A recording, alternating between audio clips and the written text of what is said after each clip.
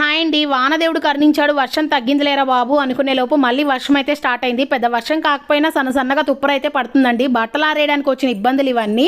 సరే మ్యాటర్కి వస్తే మార్నింగ్ బ్రేక్ఫాస్ట్లోకి మినపగారలు అయితే వేశాను. నిన్న నైట్ మినపగుళ్ళు నానపెట్టుకొని మంచిగా మార్నింగ్ మిక్సీ పట్టుకున్నాను. ఇంకా మినపగారలు అయితే వేస్తున్నానండి. నార్మల్గా అసలు ఉప్మా చేద్దాం అనుకున్నాను గోధుమ రవ్వతో. మా ఆయన ఉప్మా పేరు వినంగానే తెగ భయపడిపోతుంటాడు, బయట తింటానని చెప్తాడు. ఆయన ఎందుకు ఇబ్బంది పెట్టడం అని ఇంకా గారెలు అయితే వేశాను. గారెలు టేస్ట్ చాలా బాగా వచ్చినాయండి. మిక్సీకి పట్టినా కానీ ఆయిల్ పీల్చకుండా మెత్తగా అయితే వచ్చినాయి. దాంతోపాటు నిన్న కొద్దిగా ఇడ్లీ పిండి మిగిలితే ఊతప్పం అయితే వేస్తున్నాను. రెండు ఊతప్పాలు వచ్చినాయి. మంచిగా పెనానికి ఆయిల్ పూసుకొని దోశ అయితే వేసుకోవాలి. పైన సన్నగా కట్ చేసుకున్న ఆనియన్స్, కొత్తిమీర అయితే దండిగా వేసుకోండి, బాగుంటుంది.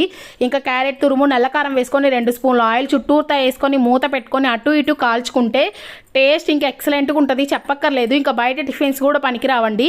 మీరైతే మర్చిపోకుండా సబ్స్క్రైబ్ చేసుకోండి ఫ్రెండ్స్, ప్లీజ్. Bye bye.